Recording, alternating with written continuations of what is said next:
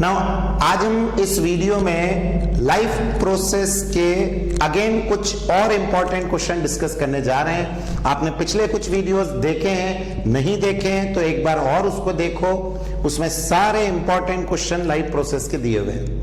तो अभी next question पे हम जंप करते हैं। देखिए क्या है, state two vital function of kidney. Vital मतलब होता है important, the most two important function. अब एक फंक्शन तो सबको पता होता है, वो क्या sir? It helps in excretion, और स्पेशली किसका एक्सक्रीशन? तो आप कहेंगे sir of nitrogenous waste. Nitrogenous waste product के एक्सक्रीशन में मदद करता है।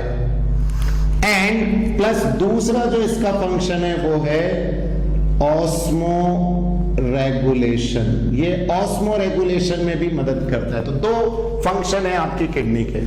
बोलो, पहला फंक्शन आप कहेंगे सर एक्सक्रीशन, और दूसरा फंक्शन ऑस्मो रेगुलेशन, पानी के लेवल को बराबर बनाए रखना, ये इसका होता है। तो अगर आपके शरीर में कम पानी हो जाए, ज्यादा पानी हो जाए, तो किडनी उसको संभाल लेती है। तो this is said to be osmoregulation. तो बोलो, दोनों फंक्शन क्लियर किडनी के? Excretion of nitrogenous waste, specially urea, and osmoregulation. Second, what type of respiration takes place in human muscle during vigorous exercise? जब आप बहुत तेज exercise करते हैं, बहुत फास्ट एक्सरसाइज, तब आपके अंदर क्या बनता है? तो आपको पता होगा क्या होगा ये। What type of respiration? आप कहेंगे sir it becomes anaerobic respiration, और इस दौरान क्या बनती है? लैक्टिक एसिड, जिसकी वजह से मसल क्रैम्प और ये सब शुरू हो जाता है। Then name the substrate for the following enzyme. Substrate मतलब ये किस पे काम करते हैं? जैसे ट्रिप्सिन नाम का एंजाइम है, तो ये किस पे काम करेगा? तो वो उसका सबस्ट्रेट। तो trypsin works on protein. Amylase works on carbohydrate, और कार्बोहाइड्रेट में भी स्टार्च पे काम करता है। Pepsin works in protein. ये कहां से निकलता है? आपके स्टमक से। ट्रिप्सिन कहां निकलता है? पेनक्रियास से। अमाइलेज माउथ में, और लाइपेस का फैट, या फैट को एक और क्या बोलते हैं? लिपिड। ये दोनों। तो बोला आ जाएगा ये अपने को समझ में। Then in which part of the digestive canal food is absorb? तो ये तो आपको मालूम है कौन से पार्ट में होगा? स्मॉल इंटेस्टाइन, क्योंकि यहां प्रेजेंट है फिंगर लाइक प्रोजेक्शन, विलाई, जो सरफेस एरिया को बढ़ा देती है और ज्यादा एब्सॉर्प्शन होता है। Name the artificial method for the removal of liquid nitrogenous waste from the body. समझना, आर्टिफिशियल मेथड वो पूछ रहे हैं, तो आर्टिफिशियल मेथड कौन सी होती है? That is hemodialysis, या इसको एक और क्या नाम से जाना जाता है?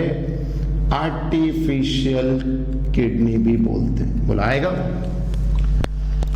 Name the type of blood vessel which carry blood from organ to the heart. सारे ऑर्गन से इकट्ठा करके हार्ट पे लाती हो, तो बताओ उनको आप क्या कहोगे? They are said to be veins.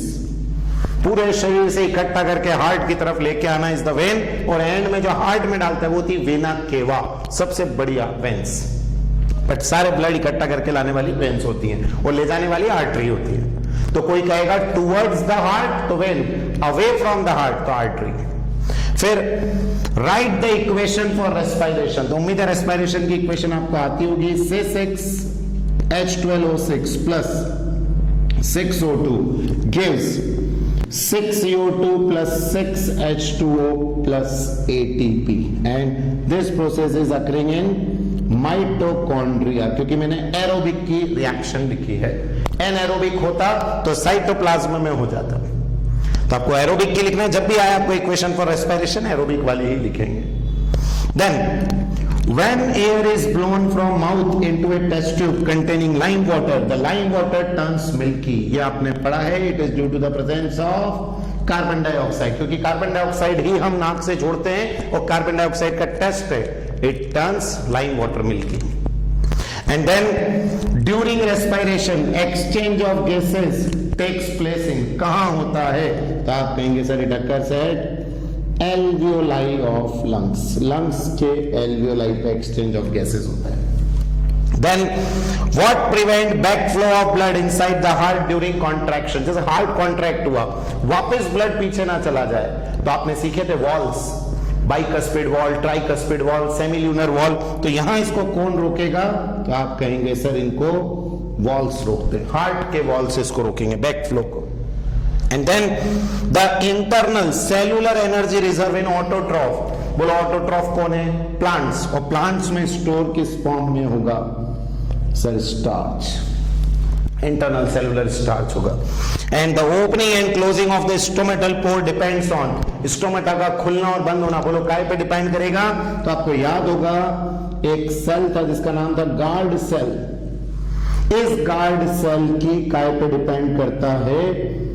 Turgidity या फ्लैसिडिटी पे, पिचक रहा है या फैल रहा है। अगर टर्जिड हुआ, पानी अंदर घुसा तो फूल जाएगा और स्टोमेटा खुल जाएगा, फूल जाएगा और खुल जाएगा। और फ्लैसिड हुआ, पानी निकला और वो पिचका, तो बोलो बनेगा आपको। तो पानी अंदर गया जिसको कहते हैं इंडोऑस्मोसिस, स्टोमेटा विल ओपन, और पानी बाहर निकल गया तो बंद हो जाएगा। तो अगेन बहुत अच्छे और इंपॉर्टेंट क्वेश्चन लाइफ प्रोसेस के, सारे नोट करो।